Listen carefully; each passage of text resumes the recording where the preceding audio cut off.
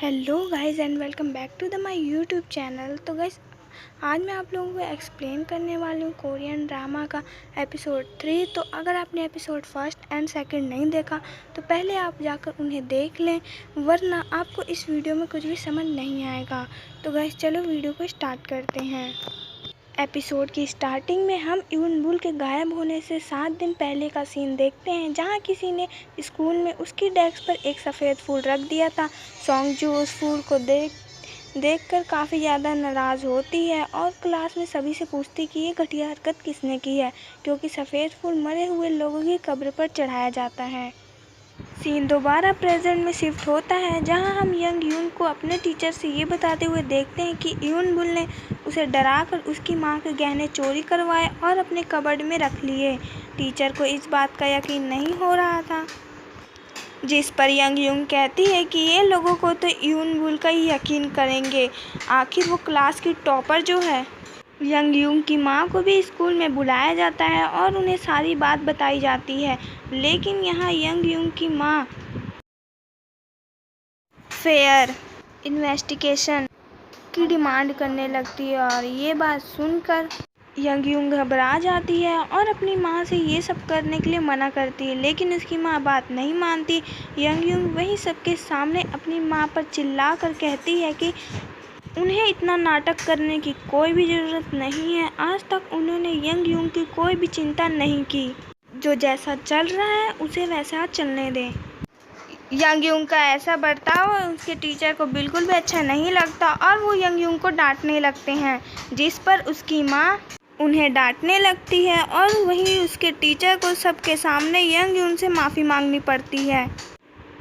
यूनबुल young यून से contact करने की पूरी कोशिश कर रही थी, लेकिन यंग यून उसे बार बार इग्नोर कर रही थी।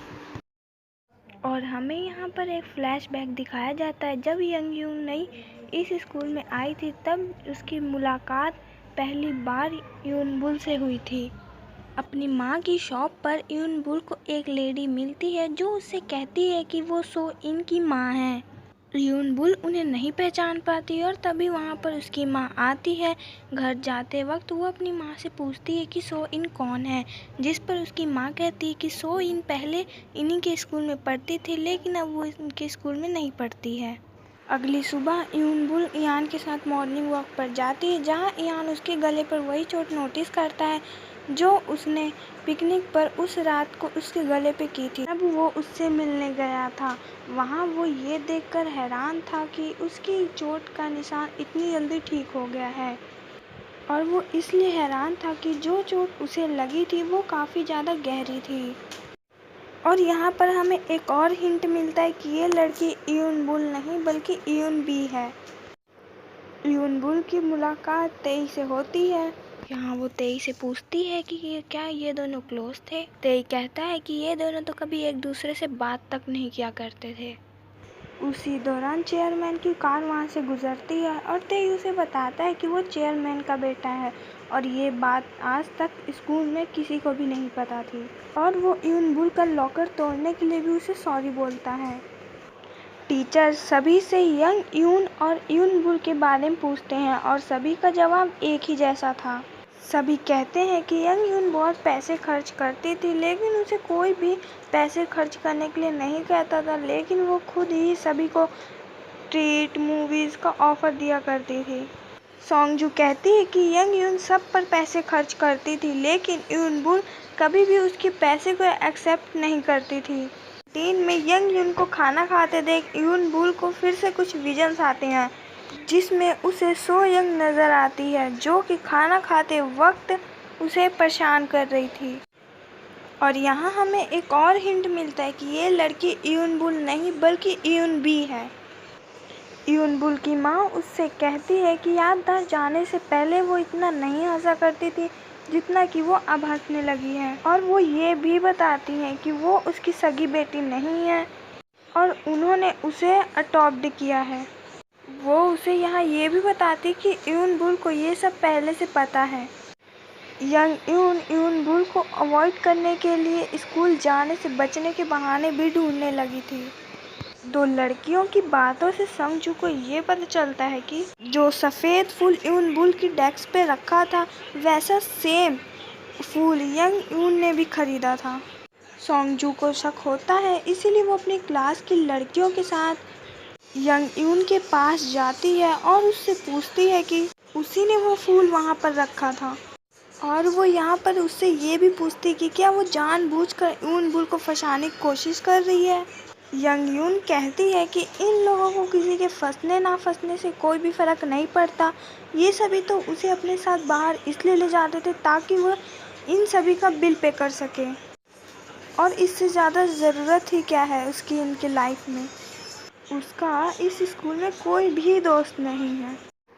क्लास में टीचर यंग यून के बारे में पूछते हैं। इसका साफ मतलब था कि सोंगजू की बातों के बाद से यंग यून को स्कूल में किसी ने भी नहीं देखा था। स्कूल खत्म होने के बाद यंग यून छुपकर क्लासरूम में आती है और अपना लॉकर खोलती है। तभी वहाँ पर यूनबुल आ जाती है, जिसे देखकर यंग यून काफ़ी ज़्यादा डर जाती है। यूनबुल कहती है कि उसका लॉकर तेई ने तोड़ा है, लेकिन कई ऐसे निशान हैं जिससे पता चलता है कि किसी ने पहले भी इसे तोड़ने की कोशिश की है।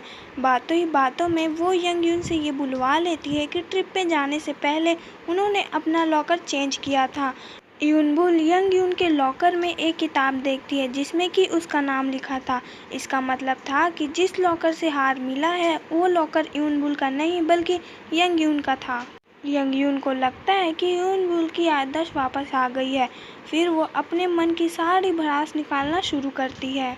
यंग यून उससे कहती है कि वो यूनबुल से बहुत ही ज़्यादा नफरत करती है। वो तो सिर्फ यूनबुल से दोस्ती करना चाहती थी, लेकिन यूनबुल ने तो दोस्ती का हाथ बढ़ाकर भी पीछे कर लिया था। यहाँ यूनबुल को एहसास हो जाता है कि पास्ट लाइफ में उसने यंग यून के साथ बहुत ही गलत किया है।